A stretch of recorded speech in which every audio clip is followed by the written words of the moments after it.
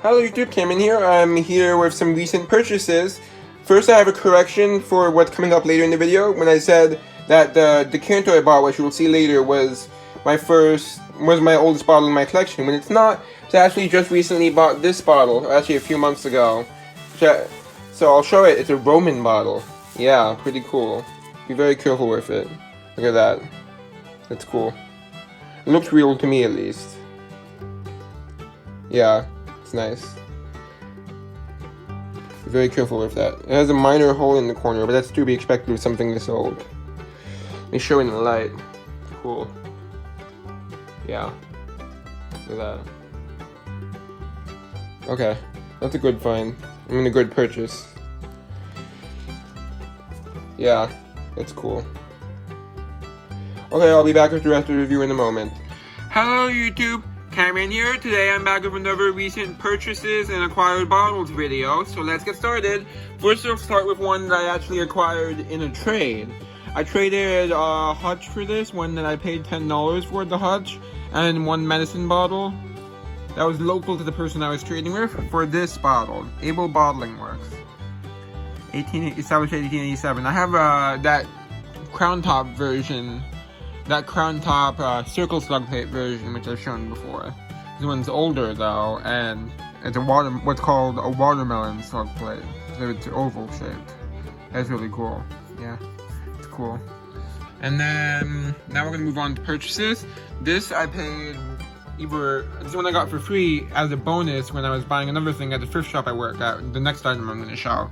It's a like 1930s or so holy water bottle. I think that's pretty cool. That would go good with my pictorial collection. Yeah, it's pretty cool. So I got that for free.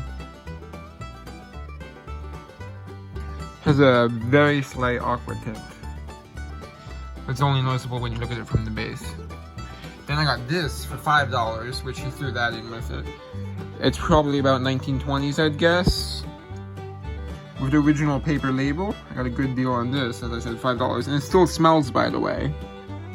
So if I open this lid, it still smells. There's still a drop of inside, as you can see. So that's cool. Look at that label.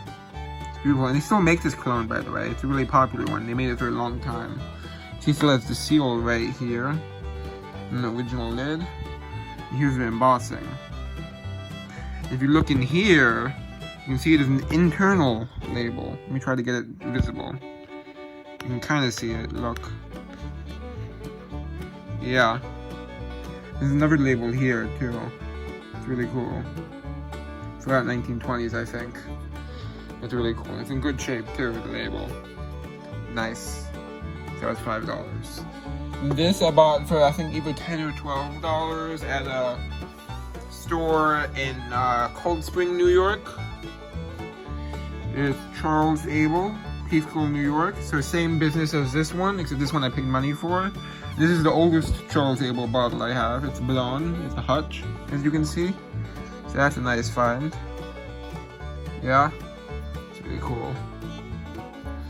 And now I have two more items to show, but they're wrapped up in here, so I'll be back with them in a moment. Actually, first I'll show you one more recently acquired item that is not purchased. It has the name of my great great grandparent on it. 2 times great. And this is like 1940s. So it's my grandfather's grandparent. As you can see. That's cool.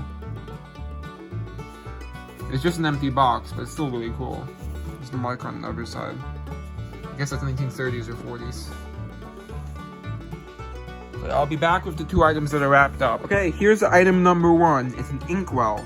I bought this and the next upcoming item at the same store, which I will be going back to again soon. I'm excited. It's the same one where I bought the Yale print, which was in the previous purchases video. Look at that. I haven't identified this symbol yet. I'll have to research it. Haven't gotten a chance yet. You see, this is a nice wooden inkwell with a glass insert, as you can see. And according to people that I've consulted, it dates to probably about the 1920s. Hello, I'm back with a quick update and some exciting news. Turns out the Inkwell is much older than I thought. Here's a similar one. It's the exact same design, just different pattern on it. And it's listed as basically based on my research, it would be late 1700s, early 1800s. And you know what's interesting? You know what the symbol is? The symbol is the symbol of King Louis XVI, the last king of France.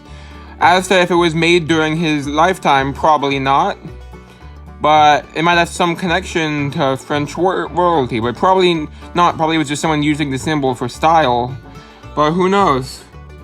Who knows the backstory? Because that's what the symbol is. It's the symbol of Louis XVI. But I don't know what connection it may have, because it probably, even maybe not, probably dates to after the French Revolution. I don't know, maybe it was a way of showing support for the former king or something. I don't know. But anyway, yeah, that's what the symbol is. The quiver of arrow, the flaming torch, quiver of arrows, and the bow and arrow. And that's what it means. See? Yeah. I'll show the Inkwell again right here. See, it's the same symbol. Yeah, bye. Yeah. Wow, that's so cool. Look at that. Beautiful. Yeah, that's a nice find. I paid $4 for that, believe it or not. $4. Yeah. And now the next item, I'm saving the best for last. Even though I guess I kind of like the Inkwell better design-wise. This one is going to be the oldest bottle in my collection. Now that I have it. Which I paid $6 for. I'll get it out. One moment. This is not the original stopper that's in it. But yeah. It's late 1700s, it's like 1780s to early 1800s. It's not the original stopper, even though the stopper itself is old. Look at this.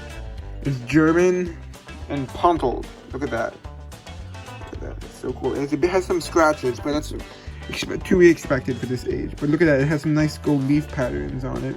It's worn away partially, but I mean, hey, you know, I paid $6 for it. Unfortunately, I avoided it with Sharpie, so I'll have to use nail polish remover on that. Very carefully, because I don't want to mess up the gold leaf. But look at that beautiful gold leaf pattern. It's faded, but still pretty visible. Yeah, so this is the oldest bottle in my collection now. It's so cool.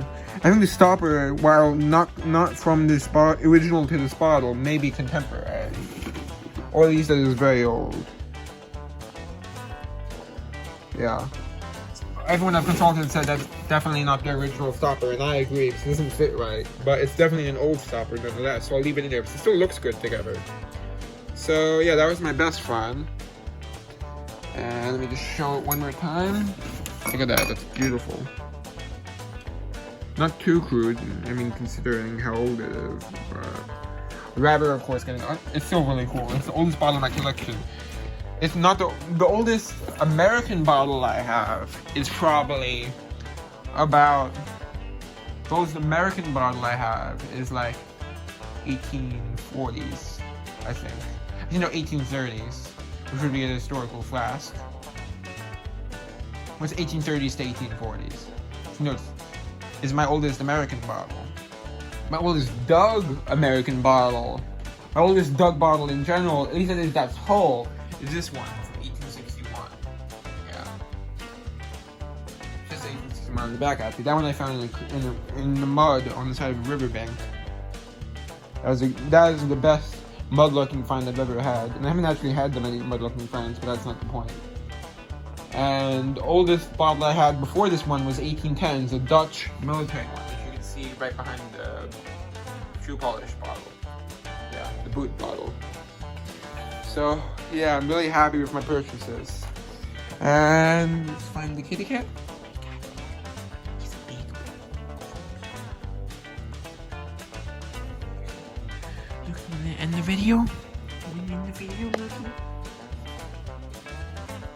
He's missing. Okay. And I hope you enjoyed. Time to meow off.